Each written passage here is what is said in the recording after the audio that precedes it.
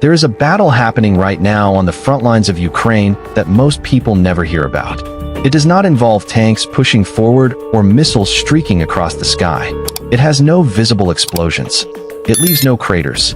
And yet its effects are being felt in every single engagement, every single day, across the entire length of the front line. Drones fall from the sky without being shot. GPS-guided munitions miss their targets by hundreds of meters. Communications between units suddenly cut out at the worst possible moment. Pilots find their instruments giving false readings. And artillery correction systems that were working perfectly an hour ago simply stop functioning. This is not equipment failure. This is not bad luck. This is Russia's electronic warfare network doing exactly what it was designed to do. And right now, it is doing it better than anything NATO planners expected. To understand what is actually happening, you have to understand what electronic warfare really means. Most people think of warfare in physical terms. Bullets, bombs, missiles, explosions. Things you can see and hear.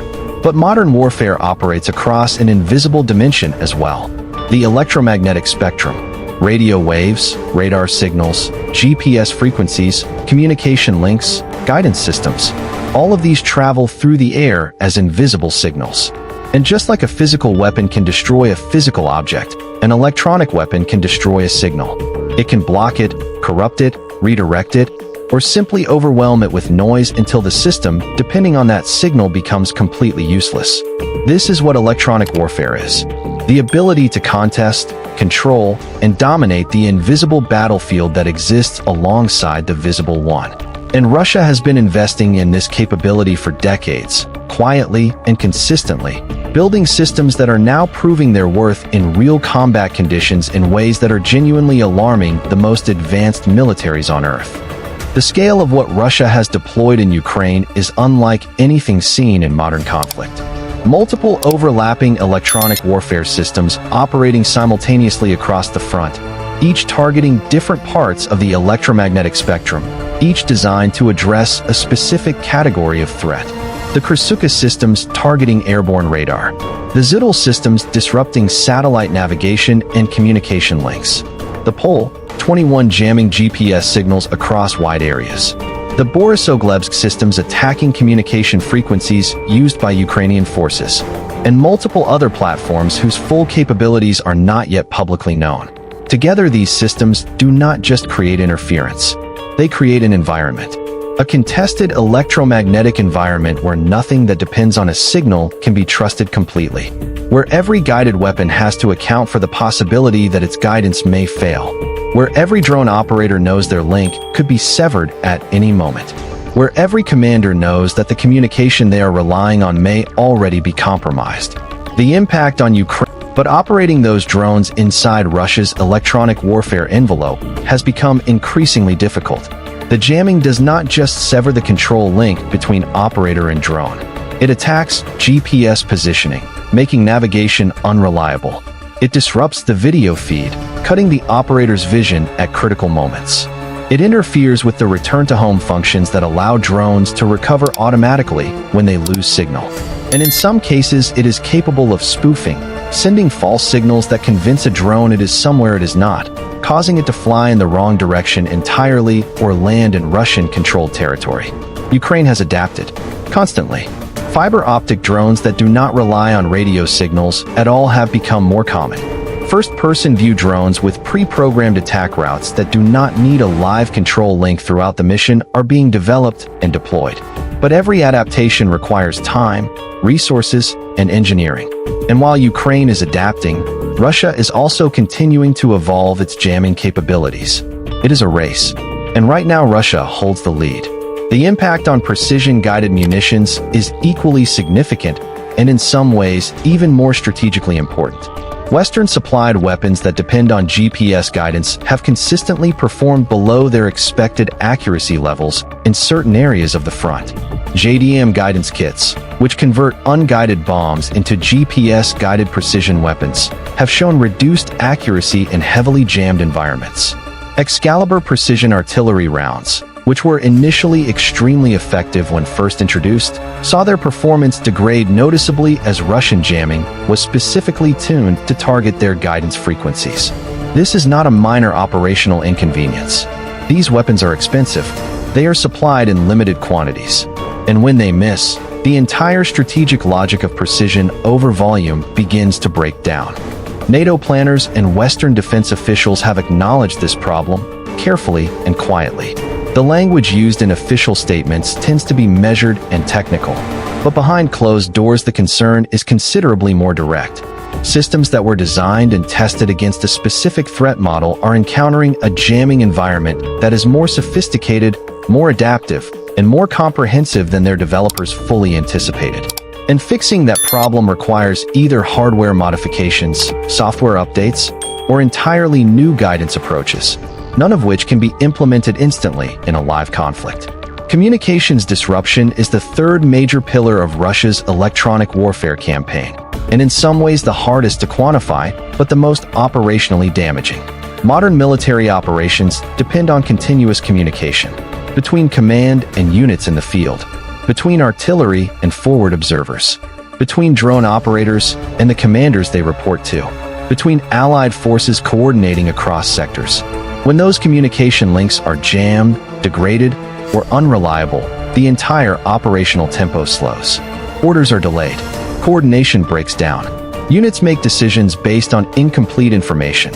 And in combat, incomplete information kills.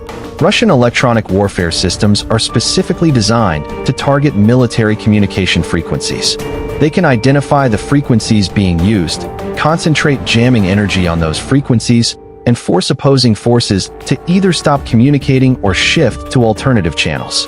And when they shift, the jamming follows. This creates a constant pressure that forces Ukrainian communications personnel to constantly manage their electromagnetic signature, constantly change frequencies, and constantly deal with degraded links at the moments when clear communication is most critical. What makes Russia's electronic warfare capability particularly difficult to counter is not any single system. It is the integration. These systems do not operate independently. They share data.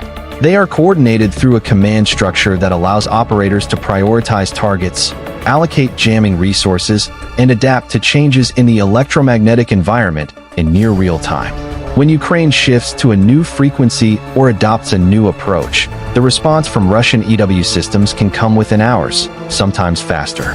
This adaptability is the result of years of doctrinal development and operational experience that predates the current conflict. Russia learned from its own history. The electronic warfare capability that existed in the Soviet military was substantial, but poorly integrated and slow to adapt. After the Cold War, as budgets collapsed and priorities shifted, much of that capability degraded. But the knowledge did not disappear. And when Russia began rebuilding its military in the 2000s and accelerating that process after 2014, electronic warfare was treated as a central pillar of modern combat capability, not an afterthought. The systems deployed in Ukraine today are the result of that sustained investment. For NATO, the implications extend far beyond Ukraine. Every lesson learned about the performance of Western systems in a jammed environment is a lesson about how those systems would perform in any future high-intensity conflict against a peer adversary. The alliance has spent the post-Cold War decades developing and procuring weapons optimized for environments where electromagnetic dominance was assumed. Environments where GPS worked, where communication links were reliable, where guided weapons hit their targets. That assumption is now being directly challenged, and the challenge is not coming from a hypothetical future adversary. It is coming from observable, documented, real-world performance data generated in an ongoing conflict. The response within NATO is already underway. Investment in electronic warfare resilience has increased significantly. Research into alternative guidance systems that are less dependent on GPS is being accelerated. Training for operations in degraded electromagnetic environments is being updated and expanded. And there is a broader conversation happening within the alliance about whether the procurement priorities of the last 2 decades correctly anticipated the demands of peer adversary warfare. None of this means that Russia's electronic warfare capability is unbeatable. It is not. Every jamming system has limitations. Every capability has a counter. The history of electronic warfare is a history of measure and countermeasure, of systems adapting to defeat each other in a continuous cycle. Ukraine has shown genuine creativity and adaptability in developing responses to Russian jamming. Western industry is working on solutions, and the operational experience being accumulated on both sides of this conflict is generating insights that will shape the next generation of systems on both sides. But in the present moment, on the present battlefield, Russia's electronic warfare network represents one of the most significant and underappreciated advantages it holds. It is not visible. It does not make headlines the way a missile strike does. It does not produce footage that goes viral. It operates silently, invisibly, across a spectrum that most people never think about. And yet its effects are felt in every drone that falls, every guided weapon that misses, and every communication that fails at the wrong moment. This is the invisible weapon. And right now, on the battlefields of Ukraine, it is proving more powerful than almost anyone in Washington or Brussels expected. This video is intended for educational and analytical purposes only. It does not support violence or promote any side. All information is based on publicly available sources and open source analysis to provide an objective view of modern military developments. Ultimately, dialogue and diplomacy remain the only lasting solutions to conflict.